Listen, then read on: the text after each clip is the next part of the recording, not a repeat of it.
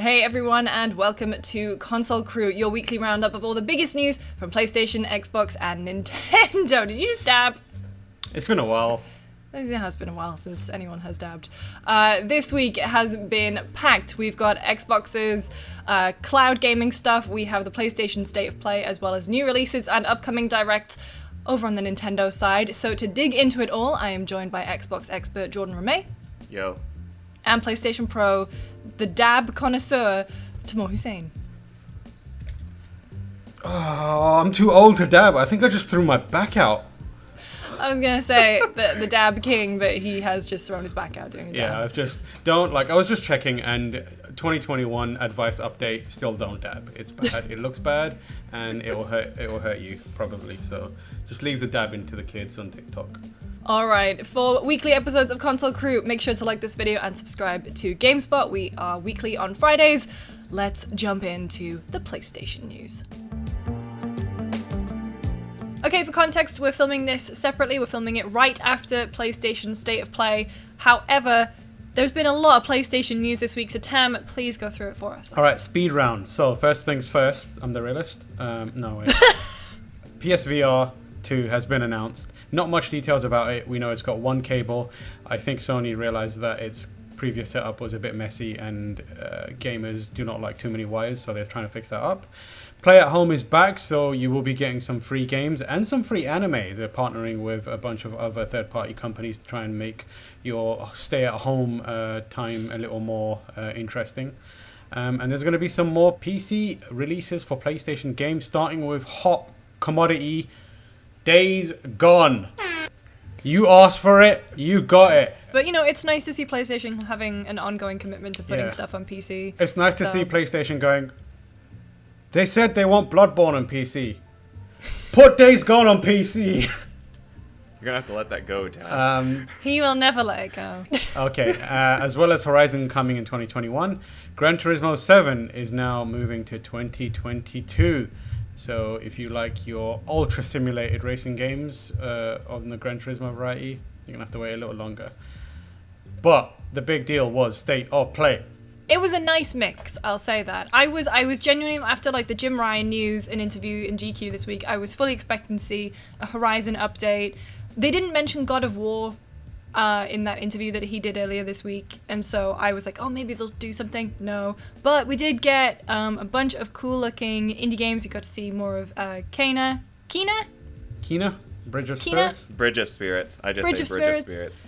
As well as, you know, a better look at Deathloop and all the Final Fantasy VII Remake news. So for me, it was like a really nice mix of games, and I think, you know, obviously Annapurna's in there, got another look at like Knockout City and Crash DLC. It was a good mix. For me, it was that meme of, you know, the Shaquille O'Neal asleep, where until Deathloop came in, and then it's just I wake.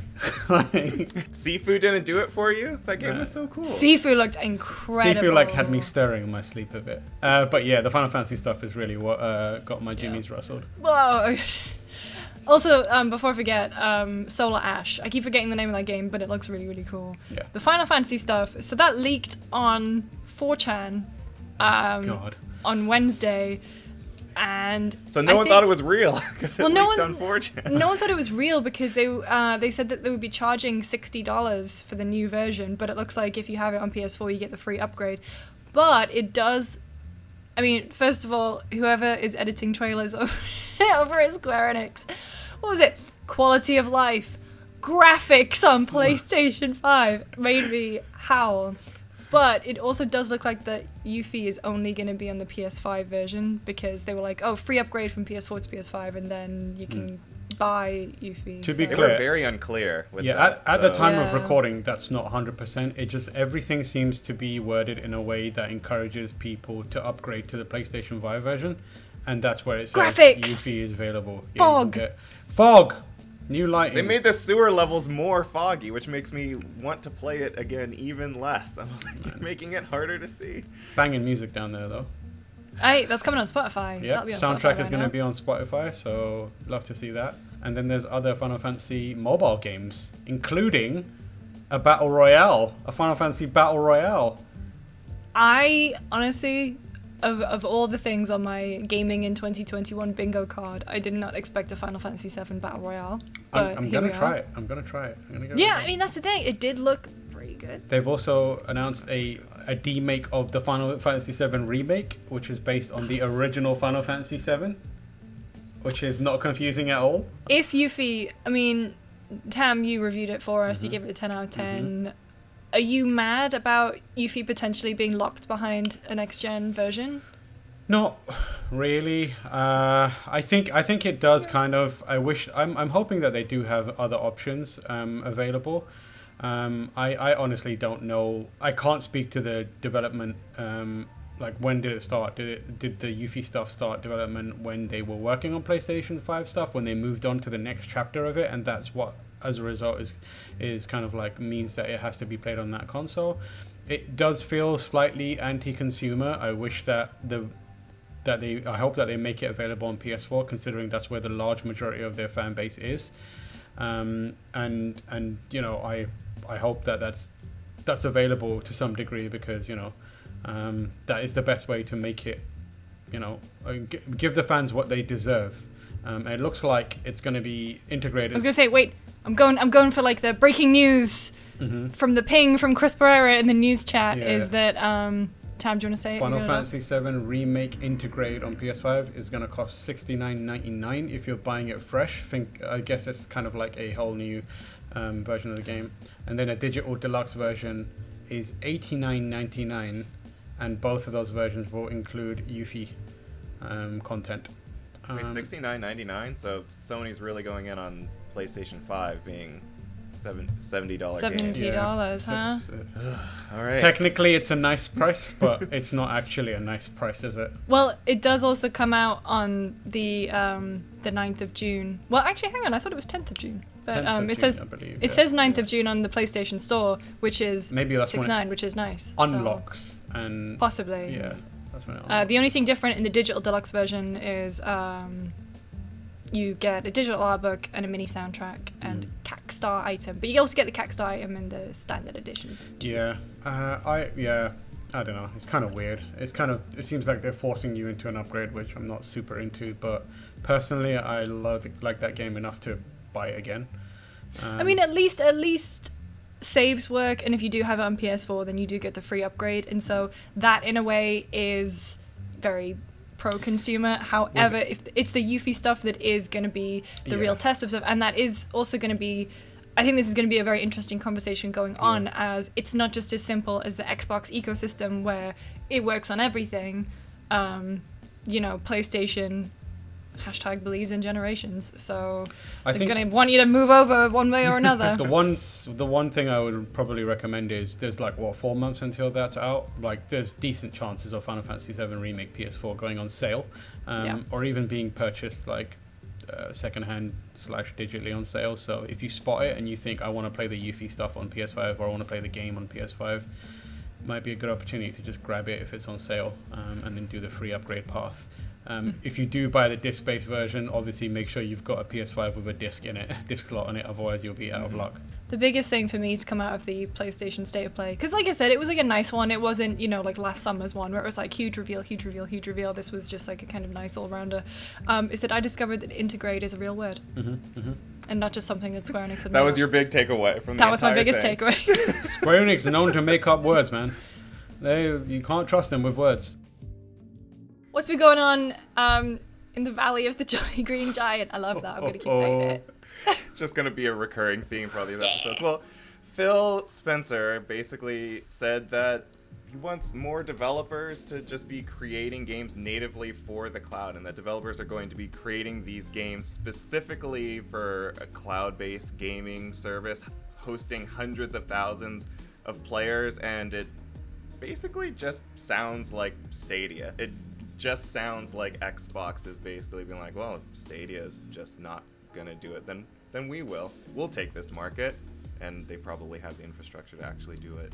Well, it's wild because thinking about when the original vision for Crackdown 3 was announced, they were like, yeah, they were gonna have this mode, and it's all gonna be done in the cloud, and you get all this extra processing power. And then Crackdown 3 came out and wasn't very good, but I recently actually did a feature about the kind of rise and fall of Stadia. And all the comments in that video were like, when did it rise? And I'm like, please. The thing is that I think that's a very negative way of looking at it, because the promise of Stadia was incredible. And if you go back and watch that original pitch for Stadia, they talk about the promise that developers will just be able to make anything in the cloud and they'll have all this power. And so if Xbox is actually going to be the people to do it, and unlike Google, will probably actually support it for more than 18 months. Stadia's like biggest problem was that there just wasn't enough to play on it, and there wasn't like enough coming to it. Xbox doesn't really have that problem. Yeah. And like to be like, I'm not a big Stadia defender, but Cyberpunk ran best on Stadia. Like Destiny 2 was great on Stadia. So there are definitely risers, but yeah. When Stadia came out, we were all like, holy crap, this could be amazing. And the promise of, you know, developing in the cloud is amazing. But then we all looked at, what was that, Google Graveyard website, and we're like, yeah, we'll see. We'll see. And I'm not surprised at all that this is the way it went. It's a shame, but like Lucy, you said, if Microsoft is looking at them and going, we can do that better, that's amazing. Because one, Big Phil knows what he's doing and isn't gonna like abandon projects before they've been given a real chance to see if they can hit a sprint, and really pick up the pace and build some momentum, and developers should benefit from it.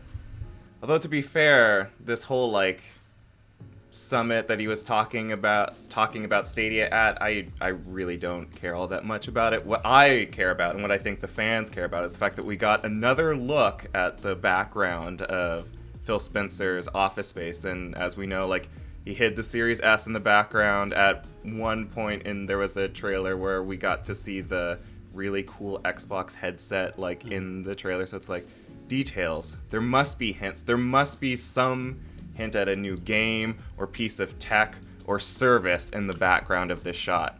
This is a new area for him. Like, I've not.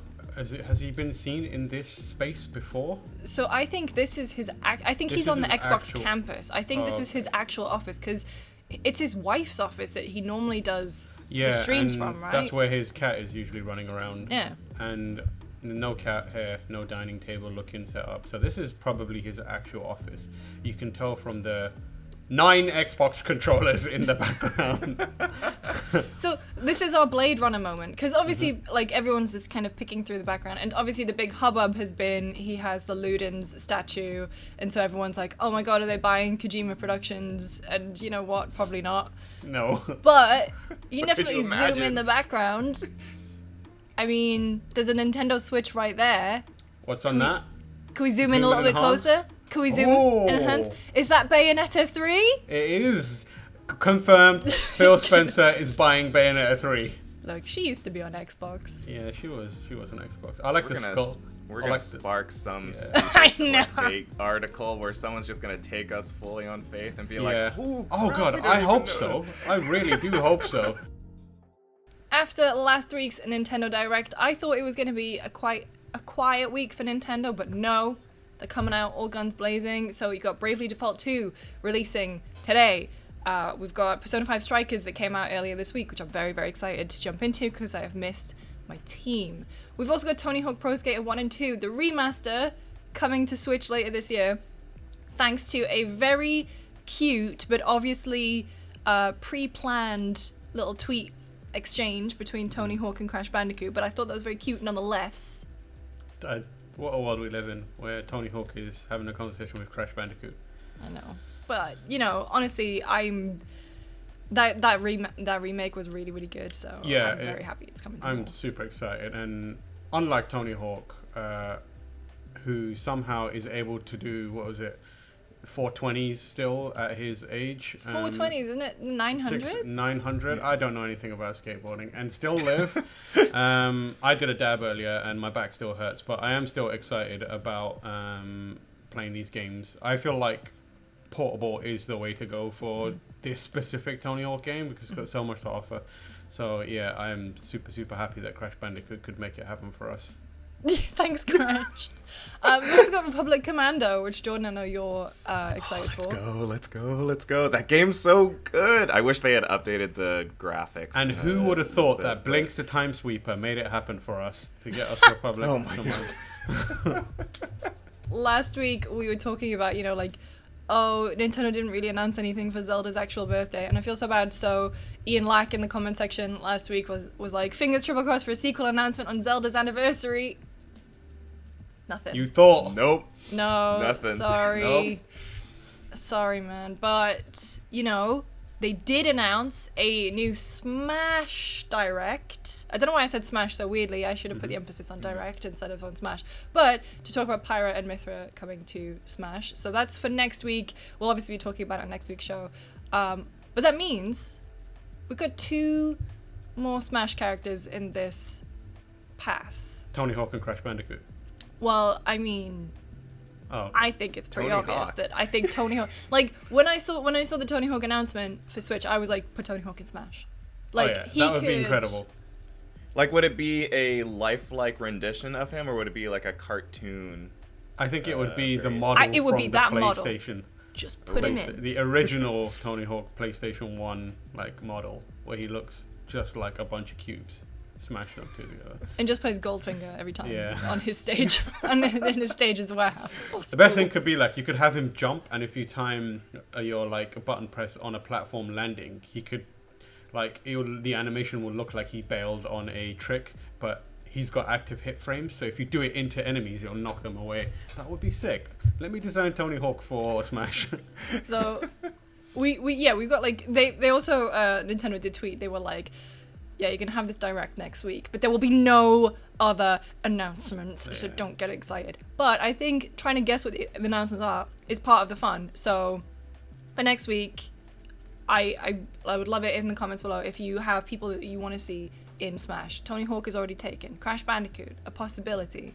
Jordan, Tam, who do you think could go in Smash? Because bearing in mind, we've had Steve from Minecraft. Anything is possible. I would like Hat Kid from A Hat in Time. And when this next announcement happens, I want Hornet from Silk Song, and for that reveal to immediately precede the reveal trailer of Hollow Knight Silk Song's release date, which will be my birthday, and the world will be perfect. And I'll have cake for breakfast and ice cream for lunch and cake again for dinner. I think it's going to be a Pokemon thing. Because it's the Pokemon it is the year, anniversary, it's going to be a gym leader instead of Pokemon trainer. So There's it will many be Pokemon already. Yeah, but it will be a gym leader. So you play as a gym leader. So it'll be Sabrina is here and she's got all of her ghost Pokemon. I want Sabrina and Gengar. That's what I want. I want Sabrina, Haunter, Gengar. Give me that. I'm happy. Put the Ash in Smash. Yeah, put the Ash in Smash. Or it might be Team Rocket has joined the fight, and it's you get to play. That would actually be pretty good. That would be so cool. That would be pretty good. You get you can swap between Jesse and James, and then based on that you get I don't know who their current ones are, but Ekans and Coughing and Meowth, and that would be pretty cool. Just have it that they never explode off the stage. They always do the going flying off into the and it always plays out. a cutscene every time, so you have to watch them scream. Team Rocket is blasting off again. You're like, oh my god, I'm in the middle of a combo right now. Thank you once again for joining us on this episode of Console Crew. We'll be back again next Friday, and man, what a week it's been. I'm gonna go. Remember, do not dab. Dabbing Don't is dab. done. I confirmed it. Dabbing is over.